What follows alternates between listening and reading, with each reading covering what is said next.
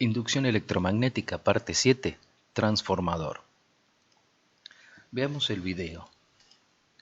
Tenemos ahí una bobina que la vamos a energizar por medio de un circuito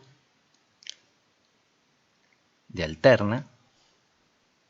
Y acá tenemos una segunda bobina conectada con un LED. Veamos qué pasa cuando la ponemos en la zona del campo magnético generado por la corriente alterna. Podemos ver claramente que el LED enciende, o sea que hay inducción en esta segunda bobina. Podemos ver cómo cambia la intensidad de la luz según el ángulo que le damos a las bobinas de esta segunda espira con respecto a la otra. Si la fuente de energía es de tipo continua, solo producimos variación del campo magnético si cambiamos el sentido de circulación de la corriente o si abrimos y cerramos el circuito. Ahora, mientras la circulación de corriente continua es constante, no tenemos inducción en la bobina secundaria.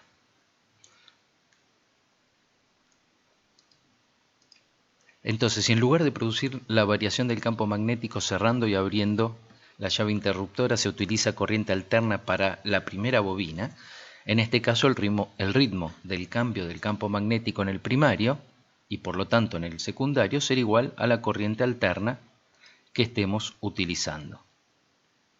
Mientras es corriente continua no tenemos variación del campo, pero si ponemos una alterna hay una variación del campo que produce inducción en esa bobina secundaria.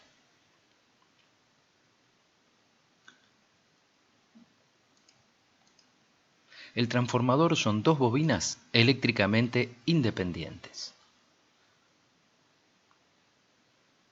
Si en un núcleo de hierro colocamos estas dos bobinas, vemos que eléctricamente no están conectadas. Esto es un transformador.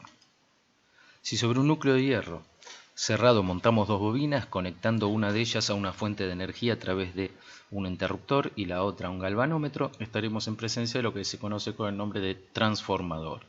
Se denomina primario el circuito de entrada, el bobinado que está conectado a la fuente de energía, y secundario al circuito de salida, al bobinado que está conectado al galvanómetro. Como podemos ver en el video, ahí tenemos un transformador, las dos bobinas, una de 600 espiras y otras de 300. Cerramos el núcleo y la bobina a la cual conectamos a la fuente de energía será nuestro primario y la otra que conectamos al instrumento para ver qué es lo que sucede será nuestro secundario. Vamos a medir cuál es el valor de la FEM original, era de 10 volts y la FEM inducida de 4,7 volts. Si ahora conectamos eléctricamente a la fuente la otra bobina, esa será ahora nuestro primario.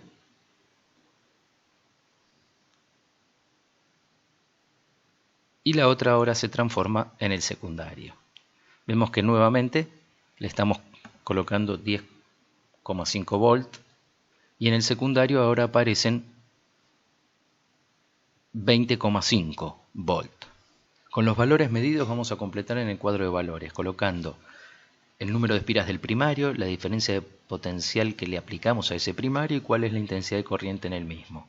Luego, el número de espiras del secundario, la FEM inducida y la intensidad de corriente inducida. Cuando pusimos el primario con 600 espiras, la diferencia potencial era 10,7 y la intensidad de corriente 0,26. Y en la bobina secundaria de 300 espiras apareció una FEM de 4,9 volt y una intensidad de corriente inducida de 0,5 amperes. Cuando invertimos y el primario fue el de 300 espiras, la bobina de 300 espiras, la diferencia potencial que le aplicamos 10,5 volt y una intensidad de corriente de 0,26 amperes. El secundario era entonces ahora el de 600 espiras, la FEM inducida de 20,5 volt y la intensidad de corriente inducida 0,12 amperes. El transformador permite elevar o reducir la diferencia de potencial en corriente alterna, manteniendo constante la frecuencia. Si el secundario tiene más espiras o vueltas que el primario, esto permite aumentar la diferencia de potencial y se lo conoce como transformador elevador. Si en cambio el secundario tiene menos espiras o vueltas que el primario, esto permite reducir la diferencia de potencial y se lo conoce con el nombre de transformador reductor. Es posible y fácil de comprobar que la diferencia potencial en el primario dividido el número de espiras que tiene ese primario es igual a la diferencia potencial del secundario dividido el número de espiras del secundario. O lo que es lo mismo, la diferencia potencial en el secundario dividido la diferencia potencial en el primario es igual al cociente entre el número de espiras del secundario y del primario. Lo que se conoce a este valor como razón o relación de transformación. En nuestro primer transformador, este valor de relación de transformación nos da 0,5, o sea que reduce la diferencia de potencial a la mitad. Y en nuestro segundo transformador, este valor da aproximadamente 2, lo que aumenta entonces la diferencia de potencial aplicada en el primario, al doble en este caso.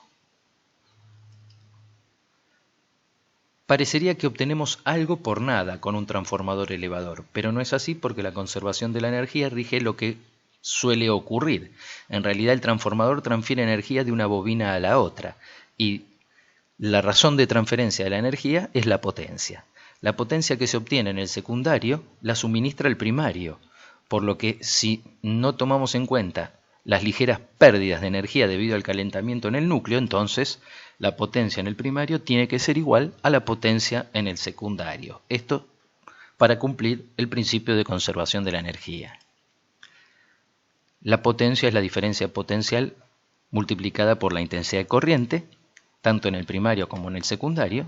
Por lo tanto, en nuestro ejemplo y en nuestro video, si reemplazamos por los valores, tendríamos que obtener la misma potencia, obviamente debido a los errores de medición y a las transformaciones de energía en calor en el núcleo, vemos que aproximadamente nos da un valor similar. Y lo mismo si hacemos con el segundo transformador que armamos, vemos que nuevamente nos da aproximadamente el mismo valor, lo que permite observar claramente que si el secundario tiene una mayor diferencia de potencial que el primario, la intensidad que puede suministrar es proporcionalmente menor, por lo que podemos escribir esa relación de transformación en forma más completa, haciendo el cociente del número de espiras del secundario y el primario, o la diferencia de potencial entre el secundario y el primario, o la intensidad de corriente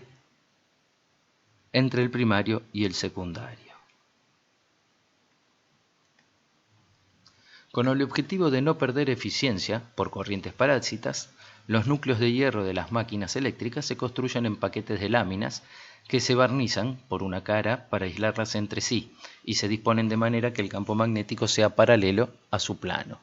Ya vimos esto en corrientes de Foucault, que también se suele usar núcleos de ferrita, que es una aleación de hierro, níquel y zinc o magnesio, y como tiene baja conductividad, entonces permite disminuir estas corrientes parásitas. Ahí tenemos en un transformador esas láminas que se usan para construir el núcleo, o en este caso, un transformador con igual cantidad de espiras en el primario y en el secundario. La relación de transformación nos dará 1. A este tipo de transformador se lo llama transformador igualador. Vamos a tener la misma potencia en la entrada y la salida, y como la relación de transformación es 1, vamos a tener la misma diferencia de potencial y la misma intensidad de corriente en el secundario. Este tipo de transformador permite aislar eléctricamente los circuitos conectados al transformador. Ahí conectamos un voltímetro al primario y otro al secundario y vemos que la diferencia de potencial prácticamente nos da el mismo valor, ¿no? Salvando los errores de medición,